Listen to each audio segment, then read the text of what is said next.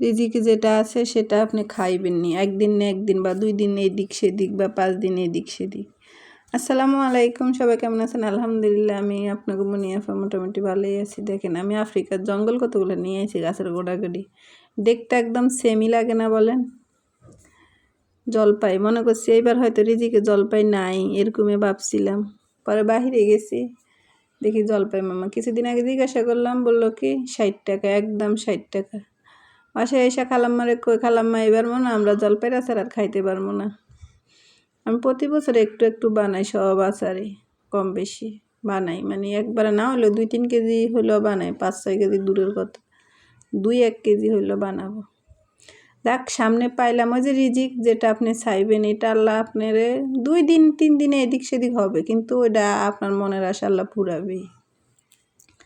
যাক, জলপাই নিয়ে তারপরে এই যে সর্ষা নিলাম। দেখেন সর্ষাটা প্রচুর ময়লা, এই ছোট ছোট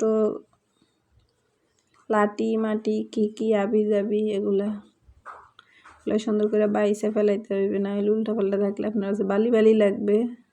তার জন্য ভালোভাবে একটু বাছতে হবে, বাইসা কুইসা নিয়ে একদম পরিষ্কার করে আপনি ধুই একটু পানি জড়া দিয়ে তারপরে সর্ষেটারে বাটবেন। তারপরে দেখেন জলপাই এলার থেকে বাকি নিলাম কতগুলো সবজি নিলাম, কাঁচকলা, তারপরে লাউ নিলাম, লাউটা মোটামুটি সুন্দরই আছে, একবারে আবাতি।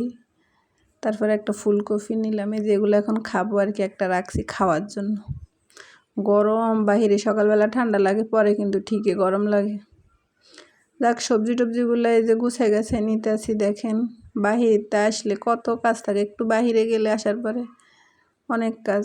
আমার পিঠে রাখাটাই হইতেছে না কোনোভাবে। দেখেন তারপরে লাগলো খিদা, অনেক হাঁটলাম, খালাম্মার স্কুলে গেলাম, স্কুল থেকে আইলাম, জলপাই কিনলাম, তারপরে বাসায় আসলাম, খুব খিদা লাগছে, তখন বেলা বাজে 12টা। দেখেন ফ্রিজ খুলে দেখে একটা হাঁসের ডিম আছে মাত্র। এভাবে খেতে ইচ্ছা করছিল, শুকনা মরিচ পেঁয়াজ কুচি।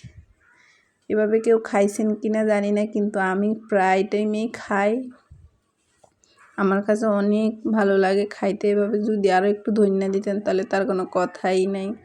যাক, আমার ধনিয়া নেই, আমি সবজি আনছি কিন্তু ধনিয়া আনতে মনেই নেই।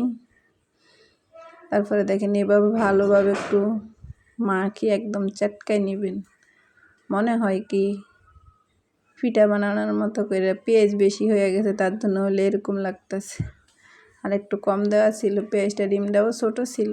যাক, তারপরে দেখেন অনেক সুন্দর করে ভাজা হবে, ভালোভাবে আলতোভাবে একদম দুটোটাই মিশিয়ে নিতে হবে, ভালোভাবে ম্যাশ করতে হবে এটাকে। তারপরে দিয়ে দিলাম তাওয়াতে তেল। এইবার দেখেন শুধু আপনারও খেতে ইচ্ছা করবে দেখলে, জাস্ট ওয়াও। আমি কিন্তু এটা অনেকবার খাইছি এভাবে, প্রায় টাইমে খাওয়া পরে সাথে যদি ফান্তা ভাত হয় তাহলে তার কোনো কথাই নেই, একেবারে সেই লেভেলের খানা। খানা কারে কয়, চাপটি ফিডার মতো লাগে দেখতে, কালারটাও কিন্তু অনেক জোস। রাঁধুনি মরিচের গুঁড়া তো ঝালও হইব অনেক কড়া একদম। তারপরে এই যে দেখেন, এটা আমার উল্টাতে একটু অসুবিধে হবে, কারণ পেঁয়াজ বেশি হয়েছে তো তার জন্য। এই যে বাঁচতে বাঁচতে চলে এলাম উল্টানোর কাছে, যেহেতু পেঁয়াজটা একটু বেশি হয়েছে তার জন্য আমার উল্টানোর জন্য একটু অসুবিধে হইতেছে, তাই আমি একটু অপেক্ষা করতেছি। অপেক্ষা করতে করতে দেখেন ভালোভাবে ওই পিঠটা ভাজা ভাজা হওয়া লাগবে, হলে তারপরে আমি উল্টাইতে পারবো ভালোভাবে। তার জন্য আমার একটু ওয়েট করতে হবে। আমার পেঁয়াজটা একটু বেশি হয়েছে, কিন্তু এভাবে ডিম ভাজি করে খাইতে আমার কাছে অনেক ভালো লাগে, কিন্তু আজকে একটু পেঁয়াজটা বেশি হয়ে গেছে, তার জন্য দেখেন উল্টাইতে আমার একটু অসুবিধাই লাগতেছে। এই যে এই পিঠটা ভালোভাবে ভাজা হয়েছে, তারপর উল্টানো গেছে, তার আগে কিন্তু এটা উল্টানো যায়নি।